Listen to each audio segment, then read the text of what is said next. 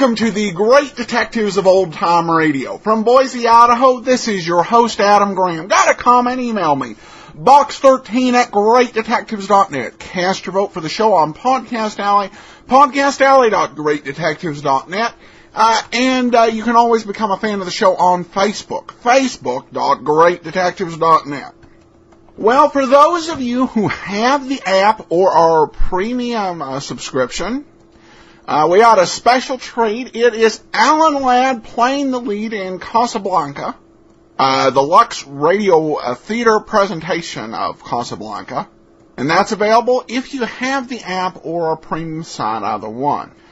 Before we get into today's episode, I want to let you know about Audible. I've talked about how you can get old vintage radio shows, as well in very nice definition, as well as newer radio dramas through your Audible subscription. This month, though, my personal selection was for a book I heard about that could make me go further in my professional life. It's called Made to Stick by Dan and Chip Heath.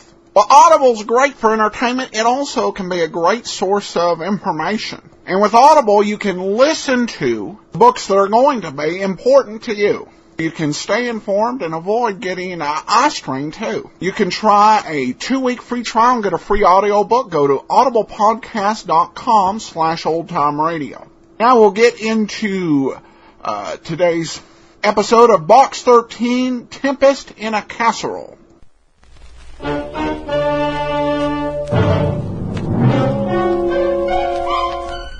Box 13, with the star of Paramount Pictures, Alan Ladd as Dan Holliday.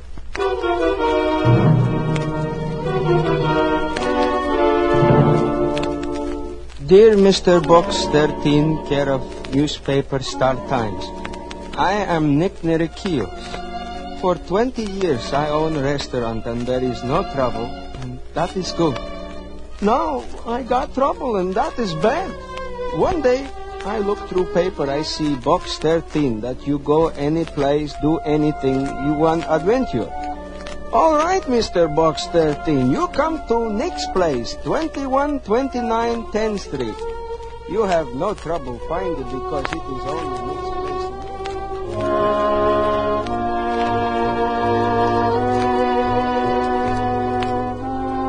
It is the only Nick's place in the neighborhood. Maybe you help Nick? Yes? Maybe I helped Nick, sure. At first I was laughing, and later I was laughing. But I was laughing with tears in my eyes.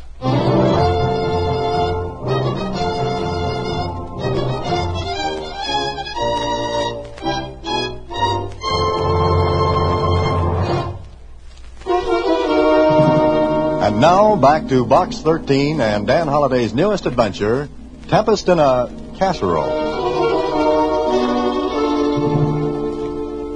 Nick, what's his last name, Mr. Holliday? Nerekios. Oh. Doesn't seem like anything interesting could come of it, does it, Susie? Well, I think you ought to go and see him. Why? I've had better letters than this, and you've thrown cold water on them. His place is on 10th Street. Keep going, Susie. What's your point? Well, I thought you could do me a favor at the same time. Uh-huh. What? Look. What's that? I ordered an earthenware pot from Caldwell's department store on 10th Street. And look what they sent me. It's cute. A little merry-go-round. A toy. I know, but it isn't what I asked for. What did you ask for? I told them to send me a carousel. Oh, you got it. I didn't. I got this. If you ordered a carousel, you... I do not think this is very funny. Susie, did you by any chance mean a casserole? I guess I did. The customer at Caldwell's is always right. You ordered a carousel, and a carousel you got. Will you take it back for me? No, sure. And even if Nick doesn't have anything interesting, I can do you a favor.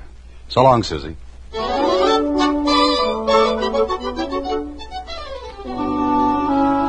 A half hour later, I was in Nick's place on 10th Street. A clean, neat restaurant that seemed to be doing a wonderful business. Every table was filled and the counter was loaded and crowded with people. I asked for Nick, and a waitress guided me to his office in the rear. Yes, sir. Yes, sir. I can do you something, sir. Well, the question is, what can I do for you? What are you selling? My services, free. Oh, I'm sorry, I do not understand. Mr. 13, I am so glad. Please, you sit down, please. Oh, thanks. I have a name as well as a number, Nick. It's Dan Holiday. Oh, good, Mr. Dan. My name, Alexander Derekios. Alexander? But I thought... Oh, sure. My name, Alexander, but when I first come this country, everybody call me Nick. One name, she's good like any other. But that is not here or any place, yes? Yes, I suppose not. Mr. Dan, you see my restaurant, you come in, yes? Yes, and you're doing a roaring business, Nick. Like Shakespeare says, it's a rob. What do you mean? Oh, Mr. Dan, you look here. I open the door. It's still crowded out there. Yes, but each one have coffee, just coffee. They sit and read newspapers, books, anything, and they drink 1 cup of coffee. Nothing else? Nothing. Oh, I see. And how long do they stay? All day long. I am losing money, fist over hands. Any enemies who might want that? Enemies? No, I have no enemies, Mr. Dan. I like everybody like me. You ask all around. Everybody say, Nick Nerekios, good man. Has anyone else ever wanted this spot? Oh, sure. Lots of times people come, they want to sublease from me. I say no. Has that happened recently? Sure, only 2 days ago. I think that's it, Nick. This is a good spot in between Caldwell's department store and a bank. You probably did a lot of business before the coffee drinkers moved in on you. Yes, but now, my regular customer, they come past at noontime, they look in, they see all the business, they in a hurry, so they go someplace else. Oh, Mr. Dan, you help Nick, yes? Sure. I'll tell you what, Nick. You put a sign on each table and on the counter. One that reads, minimum charge, 50 cents. Oh, that is wonderful. That's magnificent, Mr. Dan. Yes, sure. I do that. Yes. Okay. Now I'll be running along. Look, anytime you want, you come to Nick's place, you bring friends, all your friends.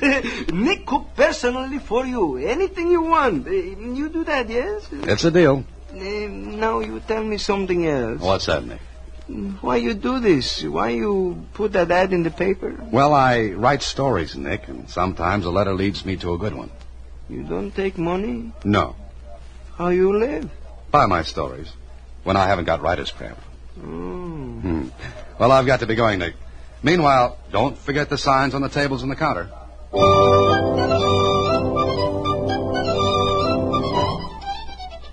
So, marking that little visit off to profit and loss, I went home.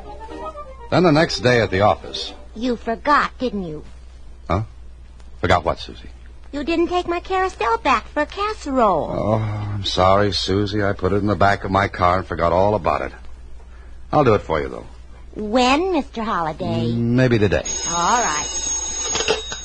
Hello? Please, you let me talk to Mr. Holliday. I want to talk to Mr. Dan. Please, I know hurry. I'm very important. Wait a minute. I don't know who this is, Mr. Holliday. Yeah, I'll take it.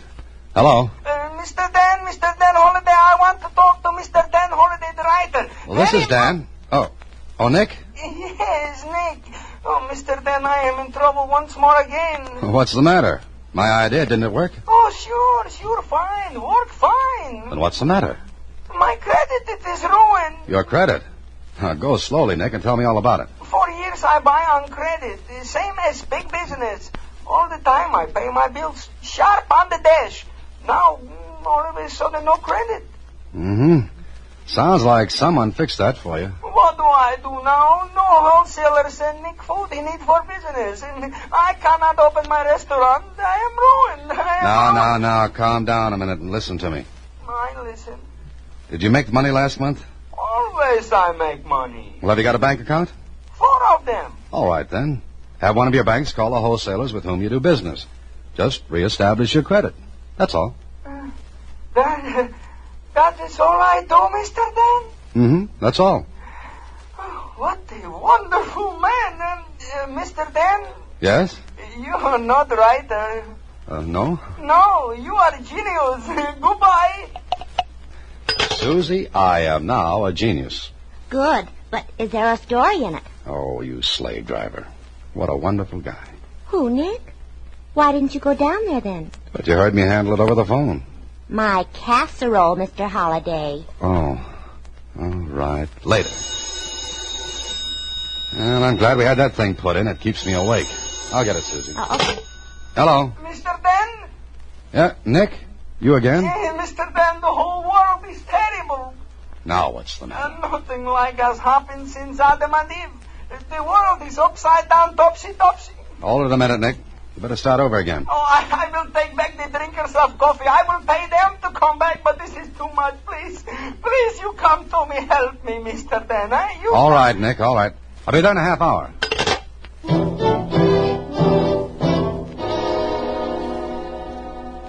I hurried down to Nick's place, and before I could drive up in front, I knew something was wrong. The street was crowded with trucks and their drivers. The place was a bedlam. Horns tooting, drivers yelling at each other to get out of the way, and right in the center of it all, Nick.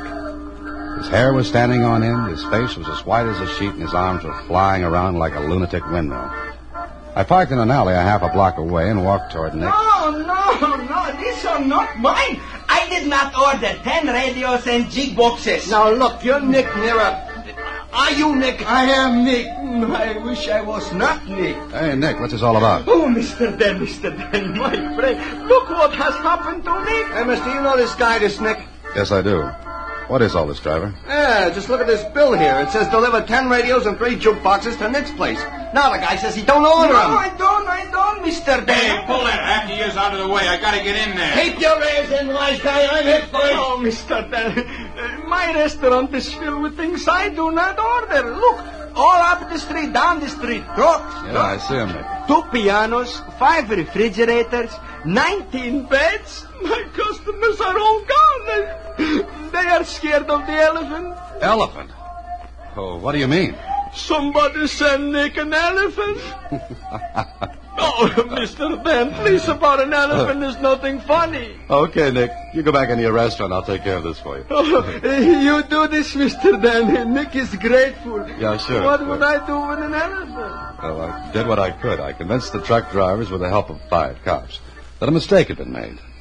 It took over an hour, but at last the tangle was unsnarled. Radios, refrigerators, jukeboxes, razor blades, pianos, beds, whatnots, and the elephant. Well, they were all sent back where they'd come from. Then I went in to see Nick. Oh, Mr. Ben, Nick does not know what to say. Nick is spokeless. Sit down, Nick. Oh, sure. You want some coffee? Not right now, thanks. Look, Nick, you said someone had asked you to sublet your restaurant. What reason was given? They say Nick does not know how to run a restaurant. They say they make a gold mine. Yet you've been making a comfortable living. Oh, in America, I am very happy. I come here a long time ago now. Mm-hmm. All right, Nick, here's what you do. You sit tight. Sit tight? Stay right where you are. Don't sublet to anyone. Understand? Oh, I never give up my place. Never. That's the ticket. Whoever's doing this to you will have to give up sometime. Mm-hmm. And if anything else happens, you let me know, Oh, huh? sure. I'll call my good friend, Mr. Den. Swell. Why you think they do this to me, Mr. Den? I don't know, Nick. But it'll be interesting to find out. I went back home, and the more I thought about Nick and the trouble he was having, the more curious I got. Why should anyone want a restaurant badly enough to go to all that trouble? Why? I was still wondering when... Hello? Mr. Dan? Is this Mr. Dan? Yes, who is this? I am Mrs. Nick Nerakios. Mrs. Narakios. Yes. Mr. Dan, Mrs. Narakios, what's the matter? It's about Nick, my poor Nick. What about him? He wants you to come to him. Where? Home. You come, please. Please come, please. Right away. What's the address? 789 Borden Street. Please, you hurry, please. Something terrible has happened to my Nick.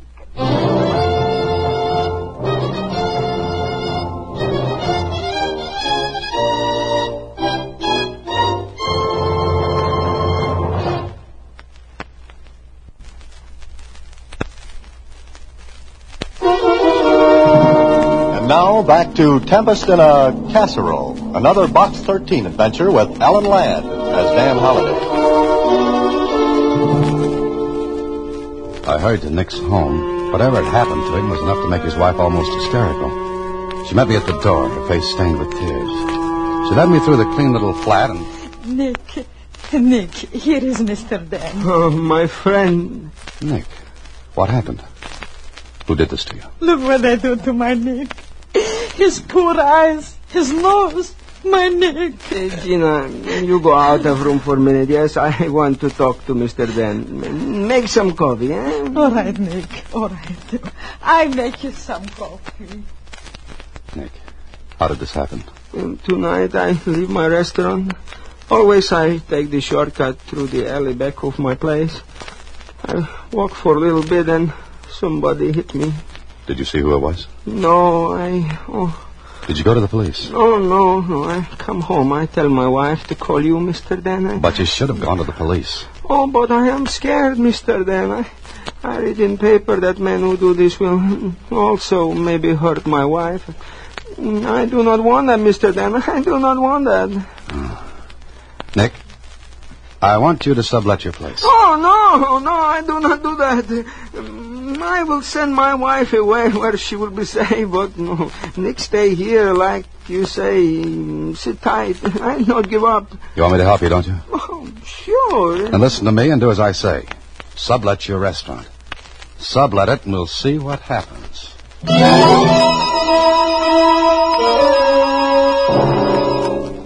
After I left Nick, I went to see Lieutenant Kling. He listened to what I had to tell him, and... But, Dan, he should have come to the police. He was scared, Kling. Besides, what could he prove? The men who beat him up were hired by the person or persons who want Nick's place. Why? There's a bank next door, Kling. I know that, but you're not thinking those guys will drill through the walls in that restaurant to get to the bank. It's been done before. Yeah, I know. So you told Nick to go ahead and sublet. That's right. Look, Kling, here's the way I figured. They want Nick's place badly enough to commit mayhem. They counted on his being scared enough to keep him away from the police. But what they didn't know was that Nick had written to me asking me to help. So, what's your idea? Let them have the place. Let them do what they want. But watch that bank. Well, Nick sublet his place to the men who had been after it. And Kling and the police watched the bank. Special alarms were set in the walls. Night and day, the restaurant was watched. And what happened? Well, exactly what happened to Simple Simon's fish hook in the pail of water. Nothing. Absolutely nothing. One day, after a couple of weeks of this game of watch and wait, I was in my office. Mr. Holliday. What, Susie? Did you ever look in the back seat of your car? Back seat of my car? Why? Who's there? Not who. What? Well, what's this? 20 questions? My carousel is still in the back seat of your car. It's been there for weeks now. Oh, I'm sorry, Susie. I'm sorry. I hope I haven't held up your cooking. If you'll give it to me, Mr. Holliday, I'll take it back and exchange it. I wouldn't want to put you to all that trouble. No, Susie, don't be cross. I'll take it back today. I'm going to Nick's place anyway. Promise? Honest Injun and stuff. Fine. Now I can make baked noodles sometime. Good enough. I'll go right now. Oh, hello, Why, hello, if it isn't Lieutenant Kling. Come on in. This isn't a social call. Look, Holliday, the department's pulling the men off the bank and the restaurant today. But why? Why? Because I needed someplace else. For 2 weeks we played Find the Gimmick because you had an idea. Now we're very tired. But that's what those men might be waiting for. Yeah? Look, if they're going to make the pitch, they'd have made it. But they didn't. There's no sign they won't. Okay. So we know who they are in case they do. They wouldn't get 10 feet before we'd have them. Dan, we can't play anymore. Sorry. Okay. But I'm sure they're playing some kind of a fast game. Then you get in it. So long.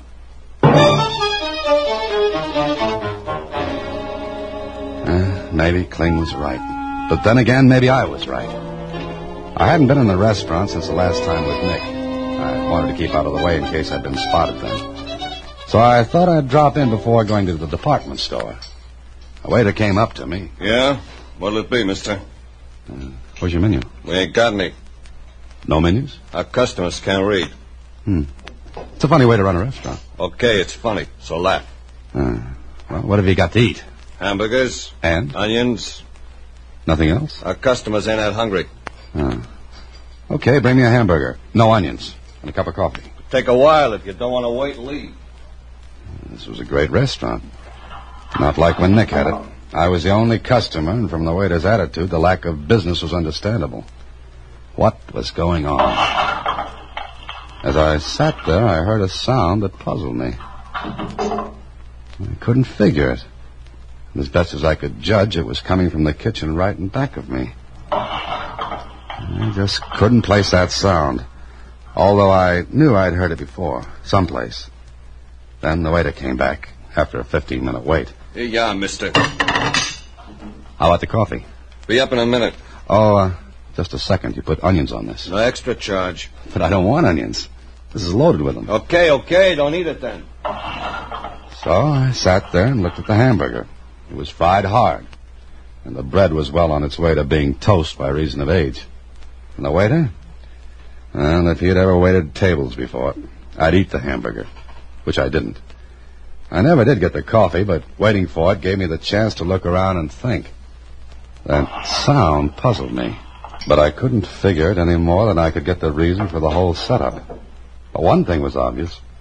The management didn't care if any customers came in or not. So I left.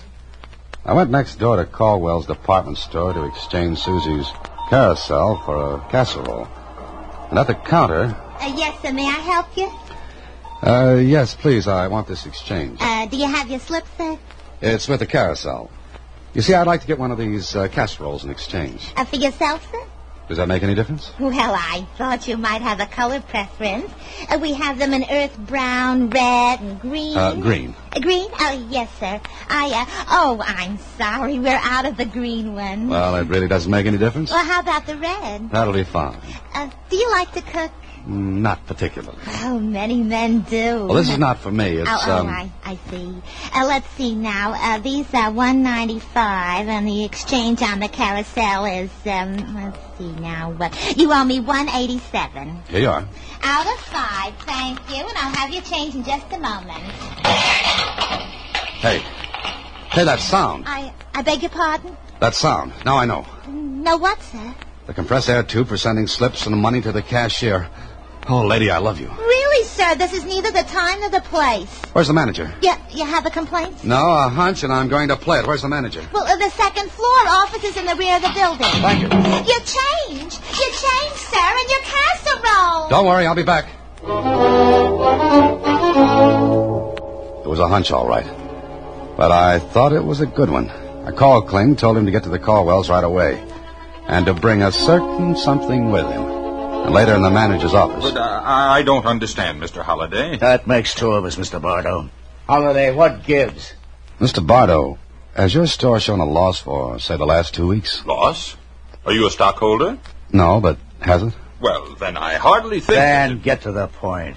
What are you doing? You call me here and tell me to bring a tear gas bomb. I think you've slipped your hinges. Listen, let's all go down to the kitchenware department. Kitchenware? All right, any place in the store. I want to prove something. Well, this is highly irregular, but since you've brought in the police, I must assume you're serious. I assure you I am. Come on. Conning? Miss Conning? Yes, Mr. Bardo? Oh, it's you again. Hello. Miss Conning, this gentleman... Mr. Bardo, I assure you I was courteous. Why, he told me he loved me. What? What's going on? It was a figure of speech. Look, Mr. Bardo, please ask Miss Corning to do what I asked. Really, this is ridiculous.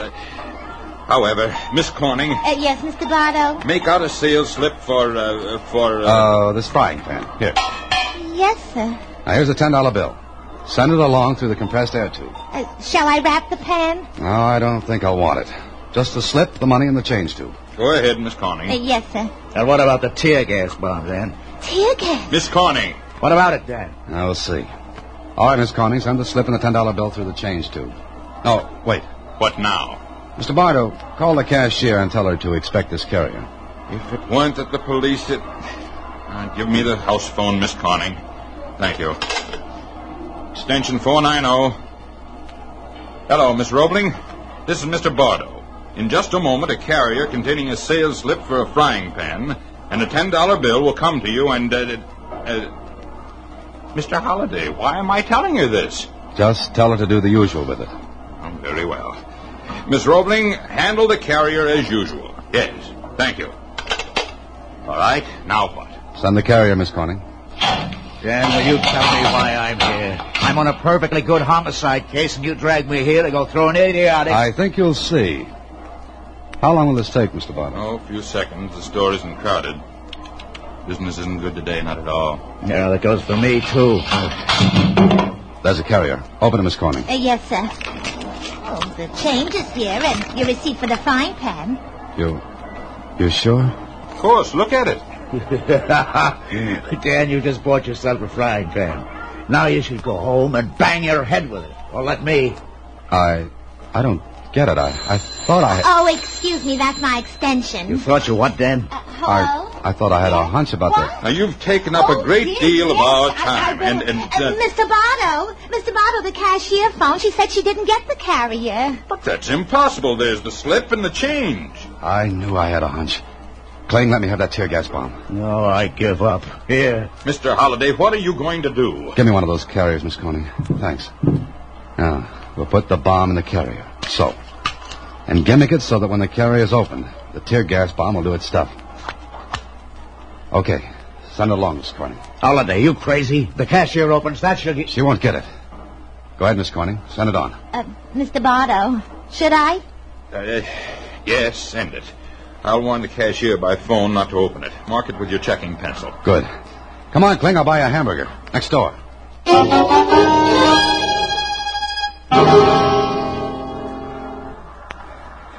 think we made it. Sure. Now just keep an eye on the front door of the hamburger. But here they come. Grab him, Kling. Grab him. Hey, what's the matter? Ah, the waiter with tears in his eyes. I told you there were too many onions in that hamburger.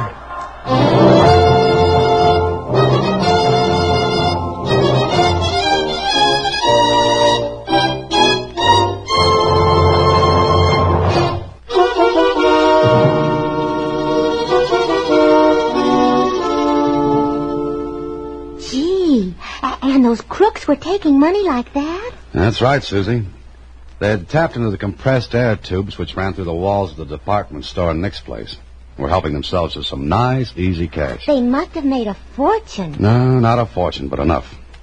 You see, if they had grabbed every one of the carriers, it would have spoiled the game. The store would become suspicious. Oh. But they work each city for a month, and they move on to another spot. What won't they think of next? Who knows? Now, excuse me. I've got a date at Nick's for dinner. Oh, Mr. Holliday. Hmm? Why'd you get a red one? Red what? Casserole. I like green. So, as long as you're going down that way, will you exchange... Oh, good night, Susie. Next week, same time, through the courtesy of Paramount Pictures, Alan Ladd stars as Dan Holliday in Box 13. Box 13 is directed by Richard Sandville, and this week's original story was written by Robert M. Leighton. Original music is composed and conducted by Rudy Schrager. Part of Susie is played by Sylvia Picker, and that of Lieutenant Kling by Edmund MacDonald. Production is supervised by Vern Carstensen. Box 13 is a Mayfair production from Hollywood. Watch for Alan Ladd in his latest Paramount picture. Welcome back. Where I come from, we don't have accents, but usually, when referring to a bowl, it's not called a casserole, it's called a casserole bowl. Whether that's a change in times or if other areas of the country call them casserole bowls, or call them casseroles, even today, I don't know. This one was a nice mystery without murder actually occurring. And I'm not certain whether the criminal's plot was clever or not so bright. On one hand, I think it was a pretty clever way to steal the money.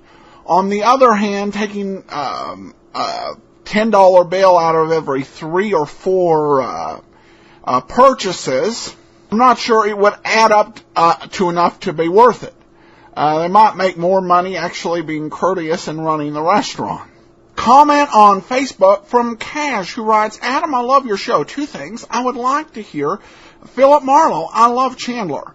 That's definitely something I'd like to do. To get through all the Philip Marlowe we have, it's going to take about 2 years, so we need a good block of time, but I've definitely got that plan a few years down the road, so definitely expect that to come. Second thing is it might be neat if you uploaded some interviews or biographies that have been done with or on some of our actors. I found fascinating your discussion of Rathbone as a genuine hero a while back, and would like to hear more. Maybe a weekend extra every once in a while. Well, thanks for the comment. This one is a little harder to do. They didn't really do major biographical profiles of living stars back then during the golden age of radio. It just simply didn't happen, particularly with the radio stars. And interviews that survive tend to be kind of sparse. We do have a few things that I might be able to track down. Vincent Price gave an interview on the radio in the 60s, and of course he played in The Saint. And Dick Powell talked about his personal philosophy of life on a show called This I Believe. So there are a few things we can throw in. I don't know if it's anything that could happen with any regularity. Now, there have been interviews with old radio stars done after the golden age of radio. Those we'd have to get some sort of permission on. And even then, a lot of the detective stars just really were not all that fortunate. I looked through a list of some interviews that have been done, and none of them were with the main stars of detective shows. There were a few with some of the character actors who made frequent appearances. But that one's a hard one to do. But I will definitely see what I can find as we go. Finally, we have this comment from Podcast Alley. From Patty, I love the old-time detective shows, but to be honest, it took me a while to get used to your commentary, Adam. After listening for a while now, though, I have come to enjoy what you add before and after each show almost as much as the show itself. Thanks for your dedication and hard work. I look forward to many more years of your podcast. Well, thanks very much, Patty. Well, we'll be back tomorrow with Jeff Regan, Investigator. Got a comment, email me, box13@greatdetectives.net. Cast your vote for the show on Podcast Alley, podcastalley.greatdetectives.net. And follow us on Twitter @Radio Detectives. From Boise, Idaho, this is your host, Adam Graham, signing off.